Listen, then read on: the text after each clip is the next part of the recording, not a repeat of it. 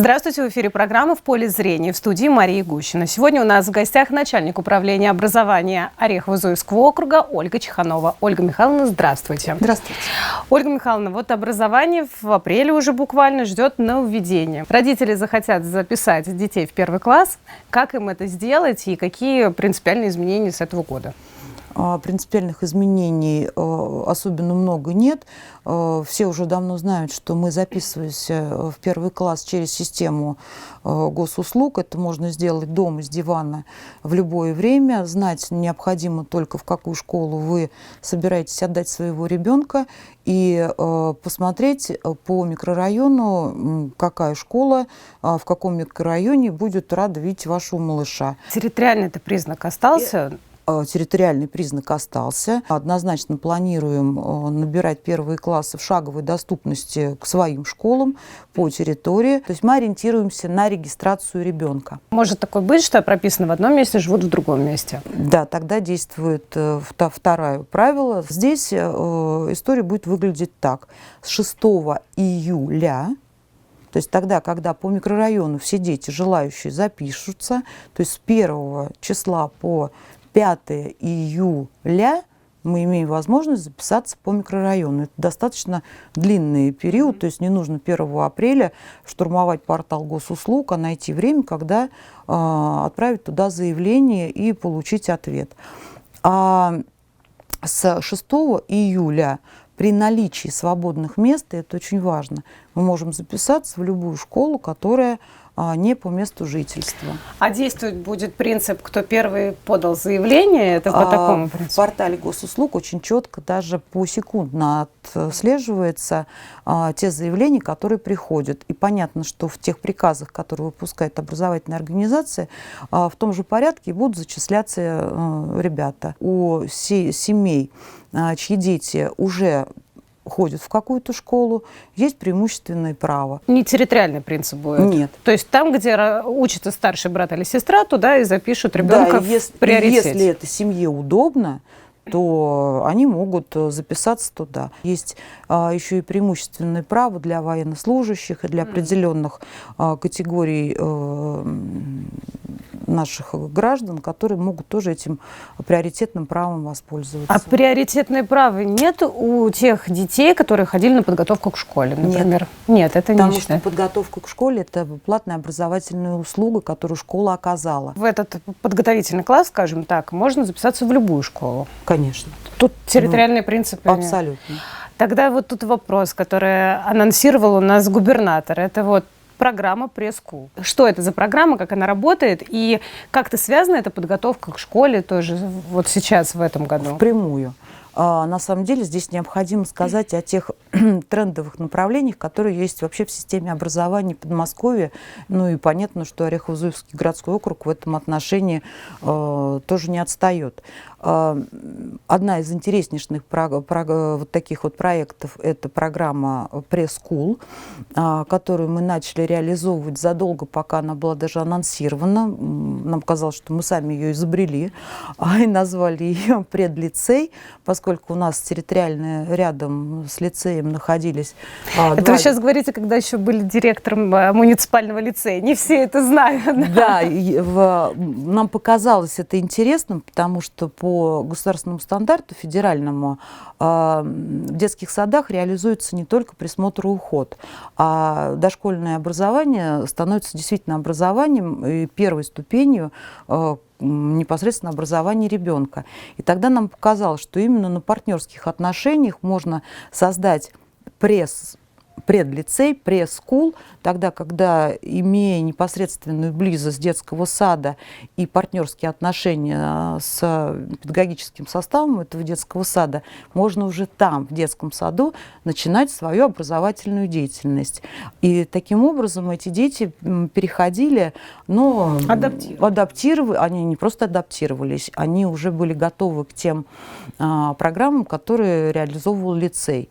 И тогда, когда губернатор наш Андрей Юрьевич Воробьев говорит о новых трендах в образовании и называет одним из этих направлений пресс-скул, то мы очень элегантно вошли в эту систему, уже зная все подводные камни. И лицей был, ну, как бы считается пилотным проектом, да? Это пилотный проект, который сейчас вошел в эту сотню школ Московской области и на сегодняшний момент начинает ее реализовывать уже в составе комплекса образовательного. Чтобы жители понимали, что формирование таких комплексов никаким образом не связано с экономической составляющей. Это та история, которая позволяет взять ребенка еще на дошкольном уровне и выпустить его в 11 классе, прописав ту траекторию развития, которая может быть интересна и семье, и ребенку, и дав ему в старшей школе интересные варианты развития его судьбы. И вот пресс-скул в этом отношении это как раз та система, когда мы можем уже на базе дошкольного образовательного учреждения свои программы, которые будут продолжаться в начальной школе, реализовывать уже там, в старших подготовительных группах. А соотношение количества детских садов и школ, оно разве у нас равно? Нужно, наверное, детских садов меньше, чем школ? Детских садов всегда больше. Получается, учителя начальных классов будут ходить в детские сады, ну, там, в данном случае в Дрезны? Или это наоборот будут дети ходить в школу? Никто никуда вообще ходить не будет. будет. Вообще никто не будет. Самое главное, чтобы администрация этих образовательных комплексов понимала ту траекторию развития, которую они прогнозируют для тех ребят, которые пришли в детский сад. И понятно, что реализовывать эту программу могут как воспитатели детских садов, так и школьные учителя, меняясь и прописывая те свои постулаты, которые необходимы для того, чтобы в 1 классе эта система начала работать. То есть, условно говоря, учителя школы дают какую-то некую там, базу, да, которой должен владеть ребенок, чтобы учиться в этой школе. Да. И воспитатели на своих занятиях они подтягивают. Да. Это вот, и это теперь у каждого детского сада есть такой свой школа-партнер. Не у каждого, но мы к этому стремимся. А проблема с сельскими территориями? Нет, проблем с сельскими территориями. Здесь, знаете, проблема больше всего с пониманием и жителям, и педагогическими, да, кадрами нашими, для чего это все происходит. И тогда, когда правильно рассказать, что же будет в результате, то тогда учителя и воспитатели подхватывают эту идею и вместе начинают работать. И работают они на благо ребенка, это самое главное. Что вот принципиально должно быть в каждом таком образовательном комплексе, в каждой программе пресс-скул? Определенная технология, когда в детских садах есть и интерактивные панели. Это так. Они работают очень хорошо, при этом хочу сказать, что где же их взять-то во всех детских садах есть. Они есть во всех детских садах. Даже на территориях сельских везде есть интерактивные доски. Вот куда бы вы сейчас ни приехали, практически не остается ни одного детского сада, кто бы не мог похвалиться серьезной цифровизацией своего образовательного процесса. Ну, я так понимаю, мы сейчас говорим про подготовительную группу детского сада. Старшие подготовительные. И старшие подготовительные. То есть 2 группы, они входят вот в эту программу пресс-скул и их готовят уже к школе. И готовят к школе. То есть интерактивные доски должны быть. Развивающие различные игры. Их не будут учить читать, писать или не будут с собой подменять то, что ребенок должен научиться делать в 1 классе. Это речь. Причем письменная и устная. Это мышление, это внимание, это восприятие. То есть хотелось бы, чтобы ребенок, чтобы пирамидка строилась с основания. А не тогда, когда родители выбирают для своего 5-летнего ребенка курс английского языка, не понимая до конца, для чего им нужен в 5 лет английский. Много лет отработала психологом, и самая главная проблема была не читающих детей в 1 классе, а детей, которые не могут удержать информацию, у которых усидеть на месте. Есть проблемы с памятью. Мгм. с долгосрочной или с оперативной. Есть проблема с вниманием. А это И- корректируется в Конечно. детском саду? Конечно. Ну, то есть это вот это и есть эти Конечно, программы? это и есть то, что мы должны сделать для того, чтобы ребенок безболезненно адаптировался к школьной жизни. Вы сказали интерактивные доски. Еще, вот, то есть как происходит тогда цифровизация под современной реальности наших дошкольных учреждений? Во-первых, нужно понимать, что дети у нас все тоже с гаджетами. Да. При этом учителя начальных классов жутко против, чтобы дети пользовались этими телефонами.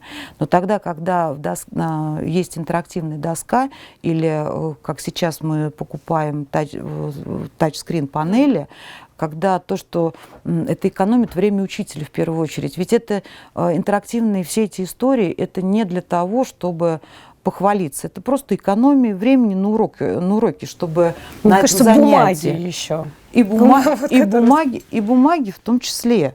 Потому что тогда, когда в нашей школьной жизни учитель тратил время на того, чтобы На мел, на на трёпку, перемене да. написать 5 заданий контрольной работы, то сейчас он это делает 2 нажатиями. И эти варианты появляются. Ну, неужели у нас настолько сейчас действительно оснащены детские сады и школы, что есть везде вот эта интерактивность? Я Ну, хочу там, не знаю, сказать, проекторы. что детские сады в отношении вот этого нового ВГОСа оснащены очень хорошо. В этом году мы к радости к нашей успели, до всех экономических каких-то наших потрясений, всего нового успели купить. У нас на площадке строятся новые. Нас в этом отношении, к слову сказать, очень здорово наши депутаты помогают очень многим образовательным учреждениям. К трендам. То есть вот пресс-скул, какие еще принципиальные тренды, я не знаю, или это уже про ВГОСы стоит поговорить? Это и ВГОСы, это и тренды. Хотелось бы сказать о том, что в Московской области есть 60 школ, которых гордо назвали флагманскими. И вот такая флагманская школа в Орехово-Зуевском городском округе тоже есть. Это наша 11-я школа, но это школа, стабильно дающая высокие результаты. А самое интересное, что это школа, которая первой закрывает свой прием в 1 класс. То есть это та школа, куда родители хотят вести своих детей, и это та школа, которой доверяют. Ну вот про флагманскую школу все говорили о том, что там будет мультимедийный центр, медиа-центр среди учителей. Как это будет работать? Вот, например, 11-я школа, она находится в городе Орехово-Зуево. А есть Ильинский погост у нас, есть Соболево, то есть это их разделяет 70-80 километров, если не больше. А вот это как Москва что просто. 60 школ по различным муниципалитетам Подмосковья, наши в том числе. И каждая эта флагманская школа имеет свое лицо и свою уникальную программу развития. Но при этом и муниципалитеты, и те школы, которые готовы на нее равняться, находятся далеко территориально. И поэтому тогда, когда Руслан Валентинович Заголовацкий дал свое согласие возглавить попечительский совет этой флагманской школы, то директор школы сразу нашлось чего попросить. А попросить, конечно, тот медиа-центр, который позволит рассказывать о тех проектах, которые есть в школе, способом видеоконференц-связей. И в идеале, как бы мне хотелось, чтобы это работало, что ученики Соболевской школы, находясь на своем уроке физики, имели бы возможность присутствовать на уроке физики во флагманской школе и посмотреть, как там преподаватель рассказывает ту же самую тему, которая идет в параллель вместе со Соболевской школой или с Ильинкой. А возможно, это будет обмен мнениями между специалистами, при этом совершенно не нужно выезжать за 60 километров далеко или из другого муниципалитета для того, чтобы организовать такие семинарские занятия. То есть это телемосты такие могут быть? Да, это могут быть телемосты. телемосты. Они интерактивные, то есть, условно говоря, ученик Соболевской школы может задать вопрос учителю, или Конечно. учитель может проверить, что сделал Да. ученик Соболевской школы? При этом я хочу сказать, что и в Соболевской школе, и в Ильинке, о котором мы упоминали, для того, чтобы они понимали, что происходит во флагманской школе, открываются так называемые точки роста. Это и робототехника, и это техника для того, чтобы предмет ОБЖ освоить в полном объеме. Это и химические лаборатории. И если такой телемост состоится между флагманской школой, которая проводит футбольные матчи между роботами, которые создали ребята, и любой маленькой сельской школы, Где могут создать где таких могут создать таких роботов, то я думаю, что это тоже очень интересная история. Но у этого проекта есть будущее, потому что, наверное, люди разные, да, и где-то, наверное, есть какая-то ревность у учителей. Нет такого, то, что как будто будет кто-то там. Конечно, есть. Вот. Это очень хорошая ревность. Которая Или это, наоборот, стимулирует? Конечно, это та хорошая ревность, это та хорошая конкуренция, которая заставляет двигаться вперед. И тогда, когда я была директором школы, самый главный мотиватор мой был, как же так? Вот там это уже есть, а мы еще этого не придумали. Телемосты, они на какой, не знаю, на постоянной основе? Или это будет там какая-то инициатива от учителей? Это график определенный, график, то есть, конечно, это план работы. И то, что эти флагманские школы общаются, обогащают друг друга. То есть ведь эта флагманская школа не как вот одели корону, и она уже флагман, и больше ничего с ней не происходит. Она потому и флагманская, что готова воспринимать любые идеи, которые привнесут и другие школы Подмосковья в ее работу. Поэтому и хотелось бы, чтобы это был та антенна, тот источник, который будет ретранслировать лучшие педагогические опыты для всех педагогов Орехово-Зуевского городского округа, а не в свою очередь для наших детей. Когда была пандемия и был этот дистант, столкнулся наш округ с тем, что были проблемы с интернетом. Сейчас вопрос этот как бы решен, и вообще как сейчас дистанционное образование? Оно осталось с нами или все-таки родители поняли, что лучше очного ничего нет? Вот когда мы так резко вошли в эту пандемийную историю, первые, кто испугались, это были родители. Это были учителя. То, что раньше мы эпизодично использовали в своей работе, сейчас стало просто ежедневным рабочим днем. И на самом деле очень многие учителя сейчас понимают, что та выгода, которую мы извлекли из истории с ковидом, это то, что мы действительно смогли сделать резкий рывок в вот этой цифровизации. Так появился стабильно работающий интернет, которым не каждый мог похвалиться в тот момент. Когда учитель легко, без помощи десятиклассника может войти в ту программу, которая позволит вещать и получать обратную связь. Самое главное, понимать, как урок-то прошел, эффективно или нет. Когда мы тут же понимаем, что каждый наш урок стал открытым, потому что родители-то на этом уроке. Да, там где-то сзади и каждый, готовят. И то, что раньше можно было кулуарно в классе не заметить, то сейчас у тебя очень строгий зритель, который видит каждую твою ошибку. Было, не сказать, что просто. Но это был стресс, я уверена. Это был стресс, но самое-то интересное, что никто сейчас не хочет отказываться от тех продуктов электронных, которые получили. Я в школе была отличницей. Каждый раз я переживала, что когда я заболеваю, я пропущу какую-то тему. Вот сейчас есть такая возможность после этой цифровизации, что ребенок, который находится на больничном, подключаться к этим урокам? Конечно. Есть. Конечно. На самом деле современные учителя, если они трансляцию включают своего урока, и такие дети есть, то они могут свободно к этим урокам подключиться. А это не обязательная часть, то есть это учитель решает? То есть он Это, может... я думаю, что в любом случае учитель будет счастлив, если его урок кто-то хочет посмотреть, тот, кто болеет, но хотел бы принять участие в этом уроке. В этом году вот федеральный государственный образовательный стандарт, да, этот в ГОС, он меняется, и, насколько я поняла, в большей части именно в уроке технологии это, да, будет внедряться. Не обязательно. Нет? Это то, что самое яркое вы увидели. То есть это тот как раз вопрос, который задали родители Ильинской школы, почему наши мальчики должны вышивать лентами. И ничего плохого в том, что мальчики умеют вышивать лентами, нет, это как раз мелкая моторика. Просто насколько интерес и в каком классе такая программа, да, реализуется. Здесь технология будет переведена полностью на робототехнику. И если робототехнике посвящался раньше всего лишь несколько модулей, то сейчас эти объемы увеличились. Но новый ВГОС — это еще не только про уроки технологий. А где взять этих роботов? Ой, этих роботов, ну, во-первых, эти роботы во многих школах уже есть.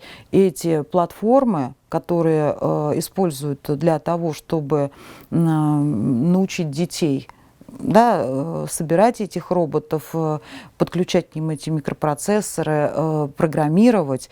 Мне затруднительно назвать школу, где этого не делают. Внеурочная деятельность стала неотъемлемой частью образовательного процесса. Это те кружки, куда раньше мы могли ходить после школы. Просто все эти кружки теперь пришли в школу. И здесь вторая половина дня может ребенку проходить в школе. Это, кстати, еще один проект Московской области, интересный трендовый проект, который говорит о том, что школа может быть школой полного дня. Мечта родителей. Но самое-то главное, чтобы вторая половина дня была такая же наполненная и интересная. А у нас есть такие проекты уже в каких-то школах? Мы пытаемся начинать. У нас 2 школы отправили заявку на такой проект. Это 1-я школа и 12-я. И нужно понимать, что школа тоже должна обладать определенными ресурсами для того, чтобы во второй половине дня не просто присматривать, как в продленке раньше, за детьми, но чтобы развивать, да. но чтобы это было интересно для этих детей. А это платная история? Нет. Это бесплатно? Это бесплатная история. Это бесплатная история. Но это правда мечта родителей. Это чтобы родитель работал 8-часовым графиком, а ребенок вот не бояться где-то что-то. Да, но очень, на самом деле, это для школы это тоже сейчас очень тяжело. Наше сознание ведь какое тоже, да, что мой рабочий день тоже не должен быть бесконечным. Конечно. Поэтому там и подготовка к урокам есть, и проверка тетради учителей. Поэтому речь идет о сетевом взаимодействии. С центрами технического творчества. Конечно, у нас есть специалисты. Лучше иметь хорошего специалиста, который знает, как в этом разбираться, чем учитель на своем уровне будет осваивать то, в чем он не разбирается. Как же тогда столько найти специалистов на вот эту внеурочную, да, такую деятельность, когда они сами в своих центрах технического творчества также после обеда работают? А дело в том, что этот центр технического творчества должен прийти на территорию школы.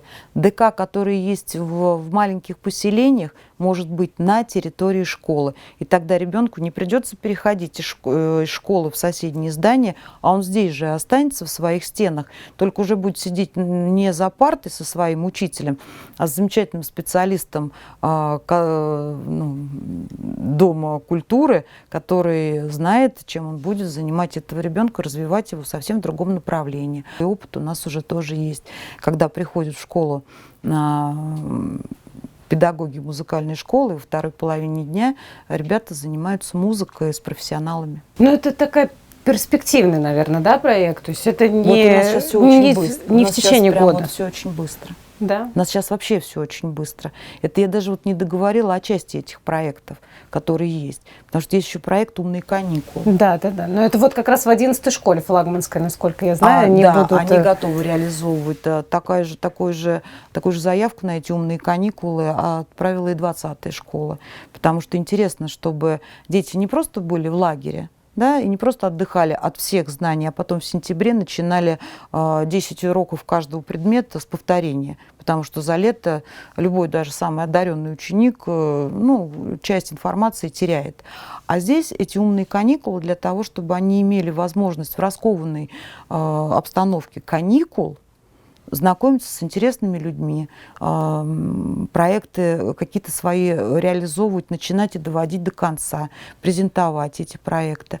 Поэтому вот такие две замечательные школы у нас сейчас взялись за эти умные каникулы. Посмотрим, как это все будет реализовываться. А другие школы? У нас же в многих школах детские лагеря. Я думаю, что многие родители бы хотели, чтобы их дети не забывали знания. Вот по поводу оздоровительной кампании сейчас как раз вот приехал сюда от того, чтобы правильно сформировать вот эту сетку городских лагерей, для того, чтобы родители безболезненно отдали своих малышей и точно знали, что они там будут сыты, здоровы, задействованы в интереснейших каких-то мероприятиях и отданы им в 6 часов вечера. Нагуленные, обученные, накормленные. Да, да. И не забывшие, чему в школе учили за целый год. Еще есть замечательный проект, но это не только флагманская школа. Это, не могу не сказать о нем, это проект эффективной начальной школы. Те, кто более старшее поколение, знают, что я училась в школе начальной всего 3 года. А я 4. Интересная тема для тех детей, которым полностью исполнилось 7 лет. То есть почему я подчеркиваю про 7-летний возраст? Это в первую очередь физиологическая готовность сесть за парту. То есть это не то, что там в конце сентября 7 лет исполнится, в октябре, нет, то есть только в 7 лет даже. Ребенок идет в 1 класс, когда ему 7. Тогда, когда 2 зуба выпали, тогда, когда ручкой может достать до ушка. Да, такие есть даже критерии. Потому что позвоночник тоже должен быть сформирован для того, чтобы как-то статично ребенок просидел определенное количество времени, для того, чтобы была не только готовность физиологическая, но и психологическая готовность к школе. А такой класс сформирован, он не должен быть большим. Помните, был один момент, когда из 3 класса дети прыгали в 5? Да, да, вот да. 1-3, 1-4 как раз программа. Вот это вот та история переходная, когда 4 года можно для ребенка, который быстро осваивает программу и готов к освоению этой программы, и, так скажем, не будет, так скажем, скучать. А кто это решает? 4 года. Психологи это будут решать? То есть в первую очередь родители. Родители, да, конечно. Да. Если я как мама понимаю, что все вот эти факторы у меня налицо, что ребенок быстро схватывает информацию, это можно посоветоваться со своим учителем, который точно ты знал в детском саду партнере или в пресс-скуле, ты с ним общался, и который тебе порекомендовал ребенка отдать в такой проект, почему нет? Если есть какие-то сомнения, в параллели обязательно будет традиционный 1-4, конечно. Но это перспективная тоже такая история? То есть Вчера вечером я в наш общий чат руководителей образовательных организаций задала этот вопрос, зная, что встреча наша будет, а кто хотел бы войти в этот проект. Более 11 школ откликнулось Орехово-Зуевского городского округа. И вот такой подмосковный проект, который сейчас отличает наше образование, возможно, будет реализован. Сейчас идет разговор с родителями, объяснение сути этого проекта и получение обратной связи. А уж сколько школ будут его реализовывать, на мой взгляд, 2 точно. Ребенок что должен? Он, наверное, чуть больше должен уметь? Ничего вообще Нет? Не должен. То есть только 7 лет? Ничего не должен, только 7 лет. Тогда, когда готова психика и физиология. Сейчас модная тенденция отдавать куда только угодно, в эти развивающие центры. И все дети обязаны, как бы в нашем понимании родительском, да, мы сейчас про менталитет говорим, уметь читать, писать, считать. Понятное дело, что в пределах 10, по слогам, то есть вот это они должны. И каждая мама тащит своего ребенка везде, потому что, не дай бог, он придет в 1 класс и будет самым отсталым, скажем так. Я пошла в школу, не умела ничего. Но у нас были ребята, которые умели. И из-за того, что им было...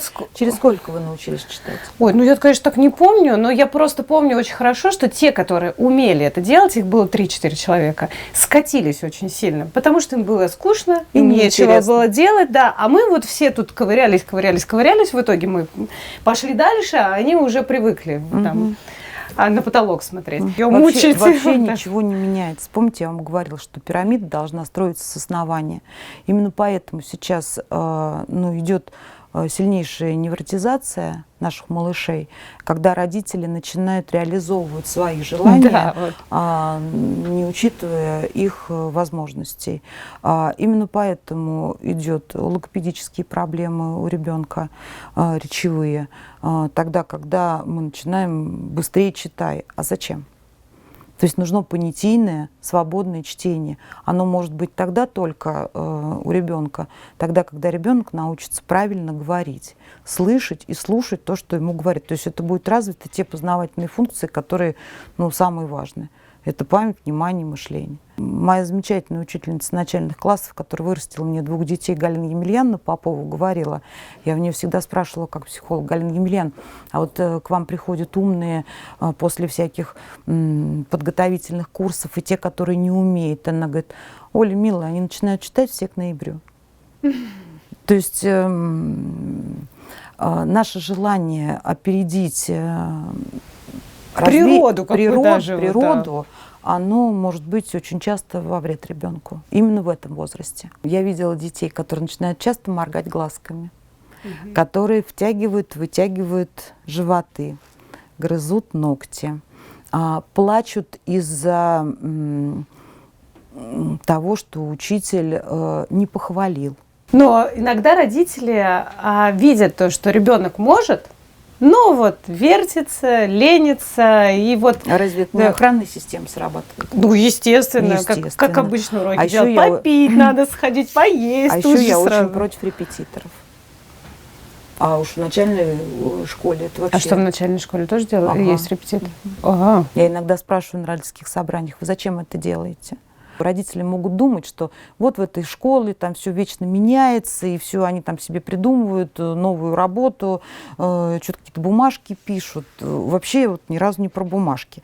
И если где-то вы увидите, что вводятся новые федеральные стандарты, то из них самое интересное то, что раньше мы были привязаны к определенному УМК, да, когда учебно-методический комплект, который на этот класс. И родители тоже слышали эту аббревиатуру. Умный учитель может взять элемент этой системы, положим, на уроке математики. И новые стандарты, к слову сказать, это позволяют. И можно набирать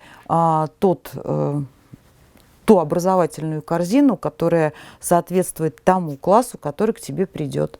И это значит, что мы не идем по определенному УМК, а уже начиная с начальной школы, начинаем потихонечку формировать профильность. В интернете очень много мемов ходит и картинок, какие задачки, особенно в начальной школе. Что родители там...